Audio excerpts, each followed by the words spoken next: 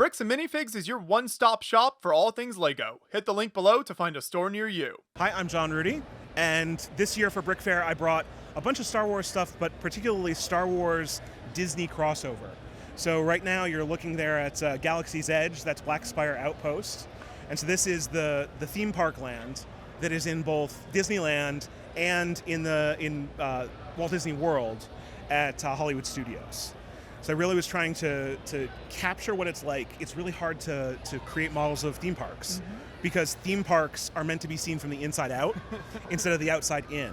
And so I was really challenged to figure out ways to make this really visually pleasing while still being accurate. So I tried to use overhead shots and that sort of thing to pull together a really good model here. Is there very good kind of like photos or behind the scenes type stuff that you're able to find from Disney at all to kind of make this layout? Not specifically from Disney, but what's great about Disney parks is everyone goes there and then they post all their photos to social media. So I have literally some of the best reference photos in the world by just looking at people's vacation pictures. And then my vacation pictures too. I was inspired by the fact that I got to go there last year. And purely for research purposes. Oh, exactly, purely for research. Just tell my wife that. It was purely for research. So this is really based off of everybody, right? Like everyone that posts a picture, I'm looking for a minuscule detail. I can go out there and drop into someone's photo album or look for their panorama they've posted on Google Maps or that sort of thing. Sure. And then I'm also using the Google Maps overhead views, so the satellite views. They haven't updated the one, if anyone out there from Google is listening, you haven't updated the one for Florida, but California has had an updated satellite view. So there you can go right in and get the scale right on everything, because there's the little scale bar in the bottom. As soon as you can match that to something, you can pull it together. And I've been to the one in Florida, but not in California. Are they identical at both, or? Roughly identical. Okay. They were built by two separate contractors, obviously, different ends of the country. And so the fitments are a little bit different, the finishes are a little bit different, and also they're oriented differently. So one of them is north-south, and one of them is east-west. And so the sun hits the land differently. And so it's actually something I learned. It's not sun-based, but as I was building the model, late in the game, like a few weeks ago, I decided, well, I should light it, right? Like I should throw the lights on it. And I started realizing that Disney is using the lighting to tell stories. So if you look at the model, over here by the Falcon, you have very cool lights, blues, whites. And then as you move over to the older part of the outpost, you get the oranges and the kind of the ancient lights. And so as I'm looking at it, I'm realizing how much storytelling they're doing with the tiny little details like that. And the same is true with the way that the two lands differ. One has more patina on some of the statues. The statues are a little fresher, right? Like, and it's just how the sun hits them during the day. That's how they decided on the finishes. How did you decide on this scale and kind of this size for your depiction of the layout? So this entire model is the fault of Joe Mino. Last year's Brick Fair, he won a door prize, and it was the Han Solo microfighter, where he's flying the tiny little Millennium Falcon. And on that microfighter is the 2x2 cone that is the Falcon's canopy. And I decided I needed to make a proper Falcon out of that canopy. And then once I had the Falcon, I decided I needed a home for the Falcon, which then created Hondo's shipping company there, and then Docking Bay 7, which is the one with the white ship on top, came next, and then Oga's Cantina, and it just kind of ballooned out from there, right? Now, at this scale, you have to use pieces in really creative and interesting ways, so maybe point out some of your favorite parts usages in here and how you depicted some of these things at such a small scale. So my absolute favorite parts usage, I love my trees, not to brag, but the trees made out of the Dalek brick or the Travis brick there, it's just, it reads at this scale really quickly as a tree, and the fact that I can pull it together. Now, those parts, those Dalek bricks in brown, are a little pricey on BrickLink when you're trying to find them in quantity.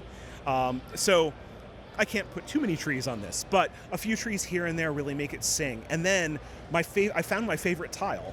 Like, I didn't have a favorite tile before, and there's this small 1x1 tile over here, the light gray one, that I think it's used for like keypads on doors, but at this scale it feels like a Star Wars control panel. That's the width of your torso, right? At this scale, that reads that way. So it's just reusing parts in new and different ways to evoke what's supposed to be there. Another place is you've got your micro figures, but you have the Coke stand here. And I needed a droid for the end of it. So there you've got the I think it's the Barak Eye or something from Bionicle, but it's a bar, and the dome on top. Boom, it's a droid, right? At this scale, things become other things really easily and really interestingly. Yeah. And of course, you've got the main land here, but then we've got these displays around it. So take us through each of those and what these depict. Yes. Okay, so let's start here with the model that has a crack in the middle of it. There we go.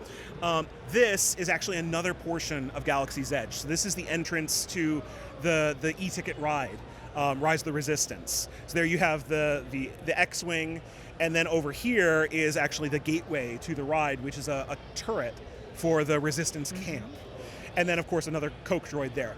I really wanted to figure out a way to attach this to the rest of Blackspire, but the space in between is boring. It's trees, so that you feel like you're going away from the city into this secluded camp. That reads when you're walking through the park. It doesn't read when you're looking at a half-empty table. And so I'm kind of moving towards a vignettes for other things to show off what's going on. And then behind that, here, this... if you've seen the large-scale Lego set, this is the ITS. This is the shuttle that takes you halfway through that ride and eventually gets, spoiler alert, captured by the First Order.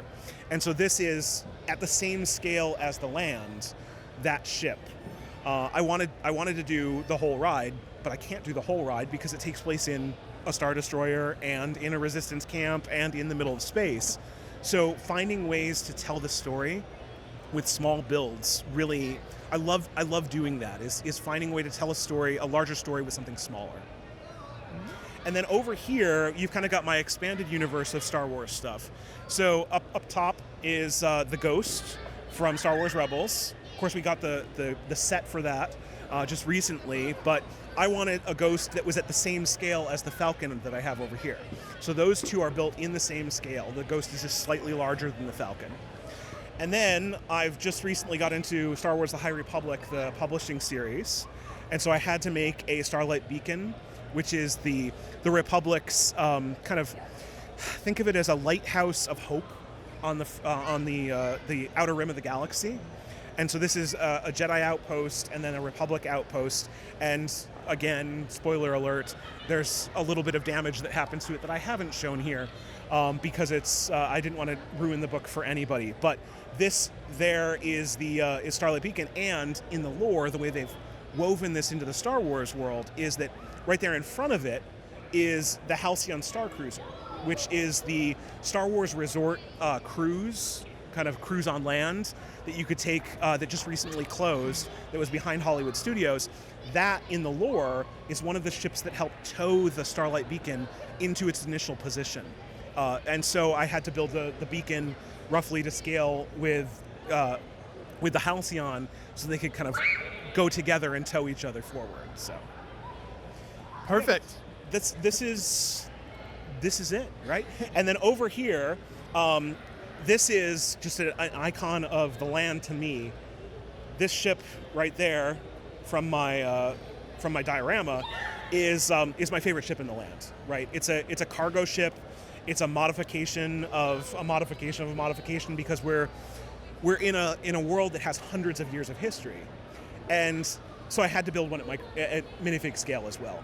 And so this is my take on that ship at minifig scale. I'm really happy with how this came out, and it's tough because here in the center there's not much holding it together, right? It has to be a sandwich of a few plates because of how fragile this ship is in real life. I'm doing something the Disney Imagineers were not doing. In the land, they've only built this half of the ship because the public never sees this half, it's out of view. I've had to kind of fill in the gaps and also make it structurally sound versus the building that functionally is the ship in the land. Now, you're no stranger to Lego Disney builds. You've displayed some awesome stuff here at BrickFair over the years. So what have you kind of learned from doing that stuff with Disney? And have you had a chance to kind of connect with any of the designers of some of these different parts of the parks and talk with them at all? I wish I could talk to the Imagineers who built this. I am outrageous fans of all of their work. It's great. And what I've learned really from the Imagineering aesthetic is that it's about the instant read, right? It's about instantaneously having something that's iconic. So we talk about my Disney theme park models when we're talking about things like ride vehicles. Subtle changes in the shape, subtle nuances of the shape can really shift whether, yes, that is Dumbo, or what is that? And for me, as I'm approaching any model like this, it's really about going, does it immediately read? You can't let someone linger there for 5 or 10 seconds and go, wait, is that? It has to read immediately. And so it's a labor of love doing that, like getting that right, of going, yes, that is Spaceship Earth. Yes, that is the Cinderella Castle at the Magic Kingdom, or that is the Millennium Falcon, that is Galaxy's Edge. I really want people to look at this, and a friend was just saying, like, I want to go back, right? If I can give you nostalgia, if I can give you, that feeling of not to advertise, but wanting to book a vacation, then I think that I've done my job. This whole video has just been an ad, actually. This is when you buy your tickets. This video is brought to you by it's really allowing someone to go to Florida or go to California without having to leave home.